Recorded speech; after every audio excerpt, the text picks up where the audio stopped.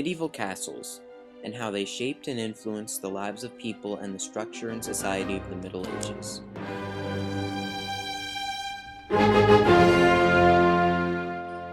Castles were symbols of power and authority. They were a means of protection for many, and villages were built around them. This gave castle leaders immense power. Constructing a castle showed the extent of a lord's influence. Castle locations. Castles were built with geographical defenses in mind, such as rivers and cliffs. When a castle was positioned on a river, its citizens had the ability to quickly escape if they had to. Building a castle on a river also had the advantage of easy trade and fishing. Castles built on cliffs made it very hard for enemies to get to them, and the rocks made it impossible to tunnel underneath them.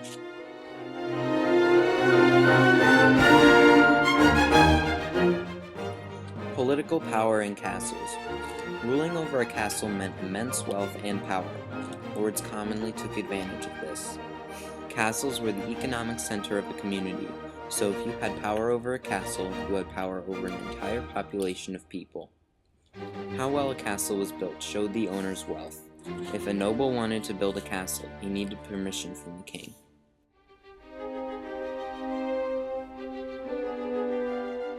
Architecture.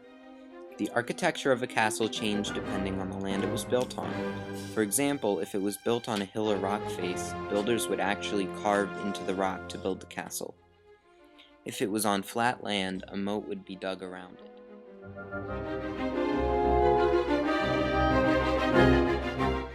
Were castles comfortable? Living in a castle was very uncomfortable if you were a peasant. They were often damp, musty, and cold. But castle rulers lived in luxury, with entire towers for themselves called keeps. Rulers also had many servants, cooks, and maids. So what did the lords do? They provided protection for the peasants, settled disputes, and approved marriages. Castle lords expected obedience. If a peasant disobeyed the lord, he or she could be expelled from the castle, leaving them to fend for themselves.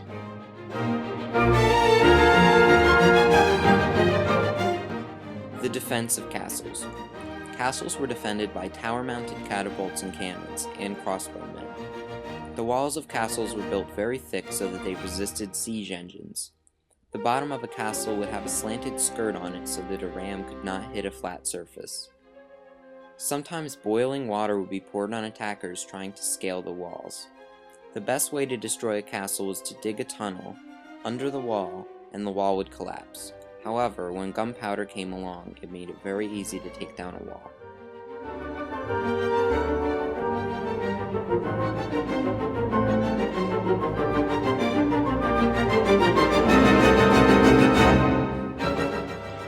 How long did it take to build a castle?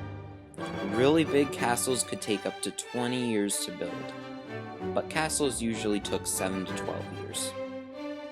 These big castles could house thousands of peasants. Castles today. Amazingly, after 500 to 1,000 years, many of the well-built castles of the Middle Ages are still standing. For example, Windsor Castle, built in the year 1075, is presently home to the Queen of England. It first became a royal residence in the year 1110. Many other castles are now used for wedding receptions, museums, and other tourist attractions.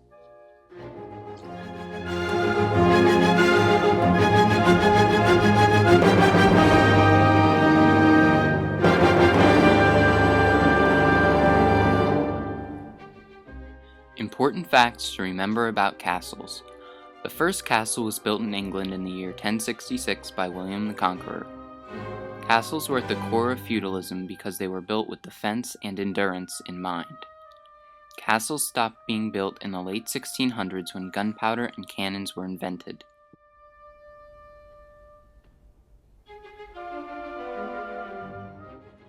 Fun facts. People in a castle almost never drank water because it was contaminated and made people sick, so they drank beer instead because alcohol killed the bacteria. Contrary to popular belief, a castle's prison or dungeon was not located in the basement. In fact, the dungeon was usually in the highest tower. People in the Middle Ages, especially those who lived in castles, believed strongly in sorcery, so much so that animals such as cats, pigs, and even ducks could be accused of practicing witchcraft and could be put on trial.